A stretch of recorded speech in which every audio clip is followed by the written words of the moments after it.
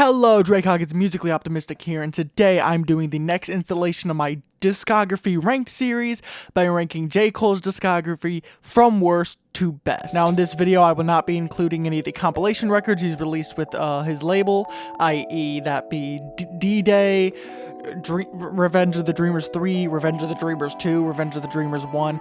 I don't care about those. Those records are more of a show of what his label can do and letting the other artists like JID and Bass and Ari Lennox shine. Whereas I want to cover the most important parts of J. Cole's discography, those being his formal studio records. So for like the two people who's heard a J. Cole mixtape, I'm not covering those. This is just his 6 core studio album, so let's just start this off at number 6.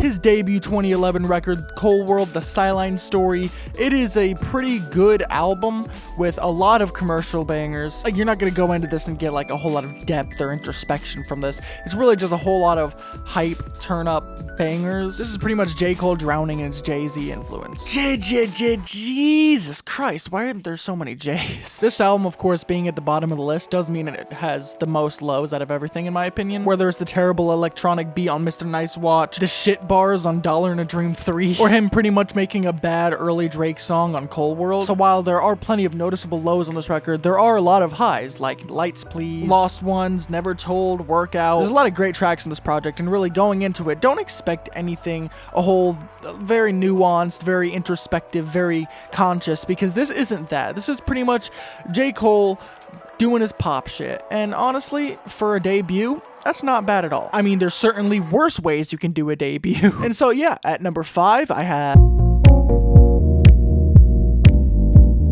J. Cole's sophomore record, Born Sinner. I promise that we're not going to go in sequential order.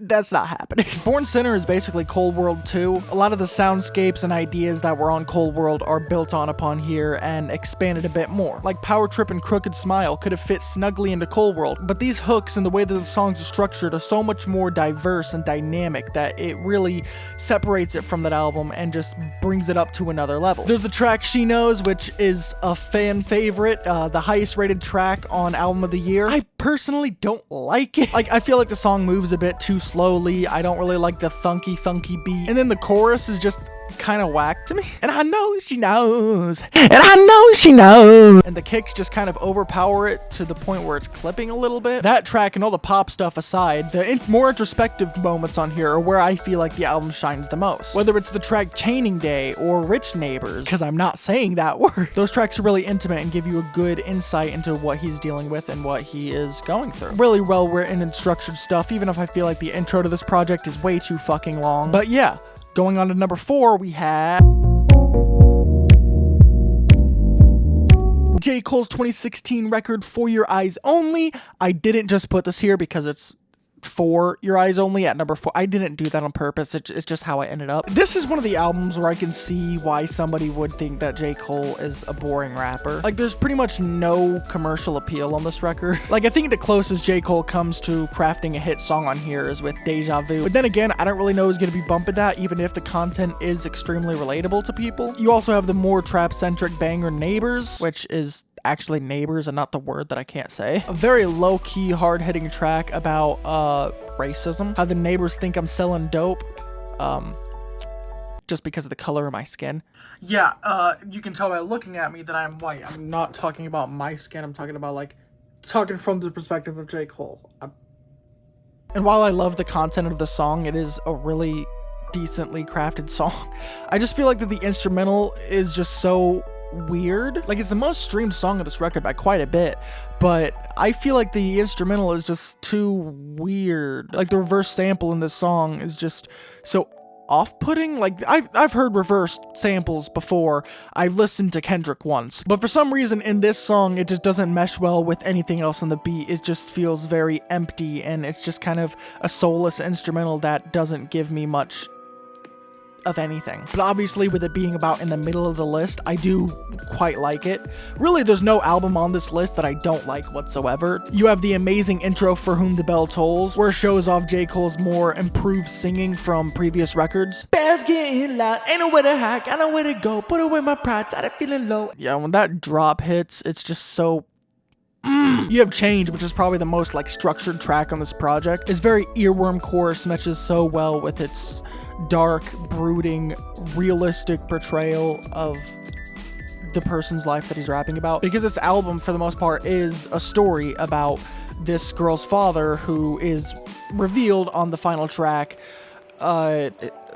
his niece, I think. I'm pretty sure I'm completely wrong about that relationship. But the point is, the entire album is this whole narrative about that girl's father's life and what he went through and just everything he put himself through so that he could give his daughter the best life that he could before his untimely death. It's a pretty emotional album, in my opinion. Like the tracks She's Mine, part 1 and part 2, although I prefer part 2.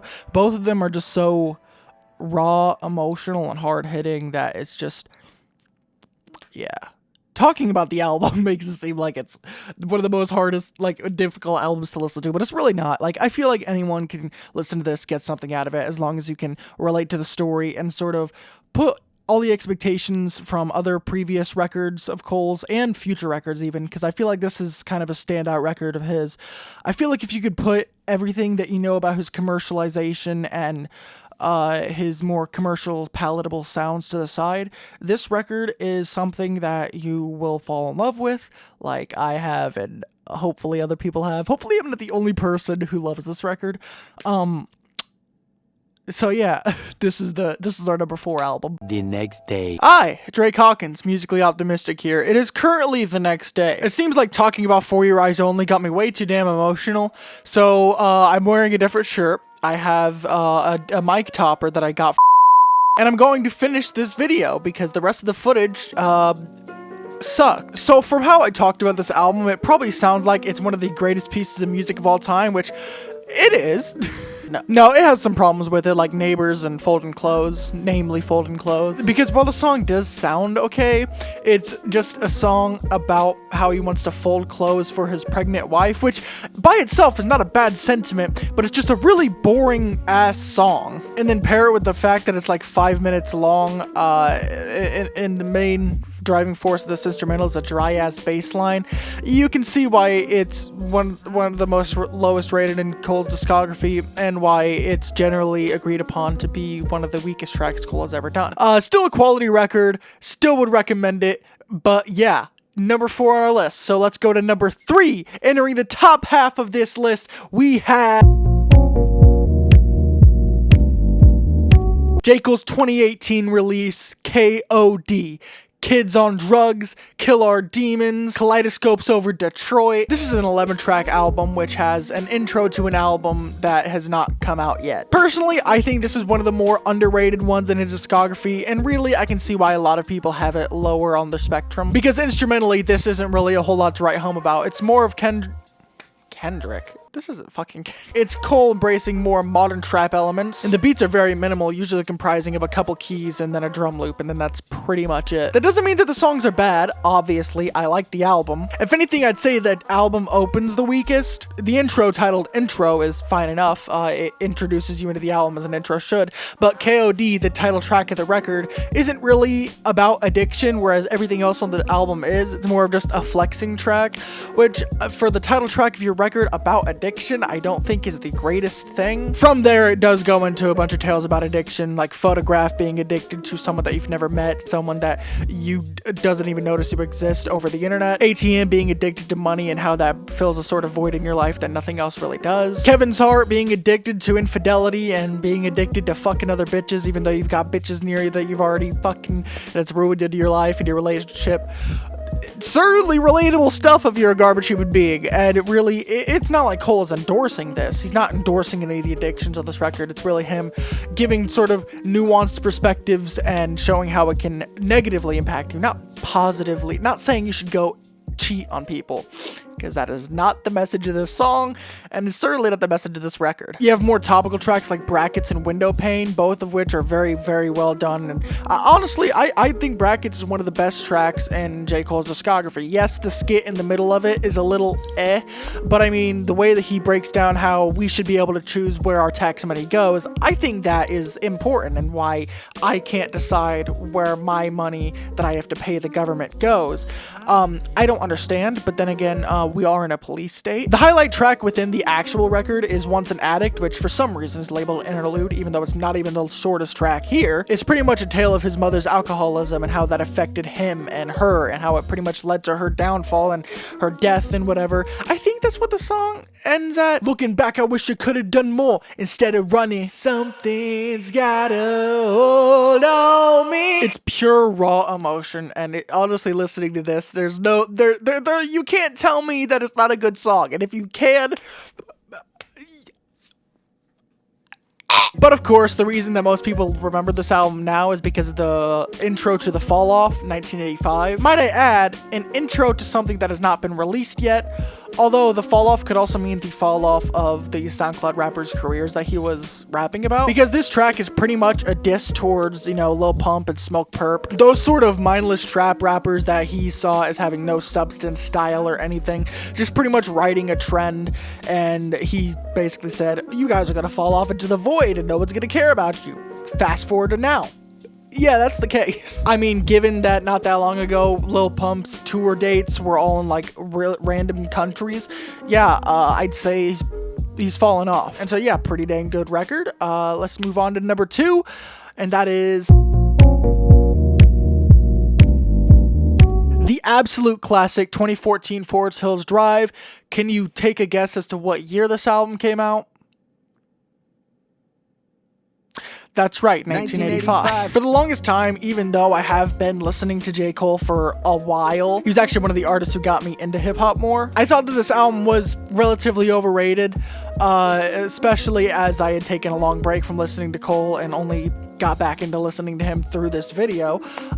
Thank you, motivation. But yeah, coming back to this record, it's really a stacked and focused record. Sonically, it's kind of like anything he's done before and since too, mixing a lot of different pop and R&B elements, because there are great melodic passages on here like Hello or Apparently, but of course you have more fiery rap cuts like GOMD, Fire Squad, and one of the biggest rap songs of all time, No Role Models. Under the glamorous veneer this album has is a lot of content, a lot of raw emotion, and a lot of very good storytelling. Yeah, there are some corny bars, and really the whole thing of Wet Dreams is great. It's a great song. It's just kind of a corny concept. But you can't tell me that tracks like Oh 3 Adolescents aren't like perfectly penned. The song is pretty much about how growing up, Cole had this friend that he looked up to because he was like a drug dealer. He's seen how he had all this money, all these bitches, all these different things, and he wanted to be just like him. So he asked him, hey, how can I be just like you? And he's like, are you fucking stupid? I want to be like you. It's pretty much introducing this idea that's throughout the record of loving what you have and not seeking greener pastures, because sometimes you are on the greener pasture and it's just harder to appreciate what you already have. Of course, that culminates beautifully in the track Love Yours, which is really the real outro of this album, because you have Note to Self, which is more of a credits roll moment. But yeah, this album is really beautiful, really great, and honestly classic. I would have it at number 1 if it wasn't for J. Cole releasing the most catchy, immediate, and fire album of his career thus far in 2021 with The Off Season. Yeah, this is fantastic. Cole pretty much drops all pretense and drops his conscious hip-hop face to just give a collection of just raw, straight-up bangers. Whether it's The Climb Back, Pride is the Devil, My Life, Amari, there's just a whole lot of tracks on here that are just in your face, flaunting, and it's so... The hooks are so damn catchy, the performances are so damn good, the features that he draws out of these artists are so immaculate. Like, I generally like Lil Baby's feature game, but it seems like Cole brought this sort of energy out of him that hasn't even returned since. Certainly not on his own material. You of course also have more laid back moments like Punching the Clock and the fantastic Let Go My Hand. Let Go My Hand having one of the best contributions from Bass on this album, but Bass just provides so many damn good vocal passages. He pretty much acts as J. Cole's like choir. It just sounds so damn good every time he comes in, and that really is heightened even further in the final 2 tracks. Bass isn't on Close, but the track Close is really heartfelt, pretty much talking about how he was chasing a dream with a friend of his, but even though he made it to that dream, his friend didn't, and that can hit kind of close. I'm quite a comedian. Then you have the great, fantastic closer, Hunger on Hillside. Yeah. Fantastic close to a fantastic album. I have somewhat of a problem talking about the offseason because it is a really, really strong record. It's just, there's a whole lot of simple ideas that are just done so well that it's really just a sort of simplicity that there's not a whole lot to say about it, but it's fantastic. There's just a whole lot of catchy ass songs on here, and really, that's really all that it's going for, and I couldn't be happier to put it at our #1 spot. And that pretty much does it for our list. All 6 albums from J. Cole have been ranked, so let me know down in the comments how you would rank his albums if you disagree with mine, and if you think I should maybe get a therapist so that I don't have a mental breakdown halfway through recording and have to record the rest of the video the next day. So yeah, like, subscribe, hit the bell, do whatever you want. I don't know, recommend someone down in the comments who I should do a Discog rank next. Yeah, that is pretty much going to do it today. So yeah, that's all I have to say. Bye.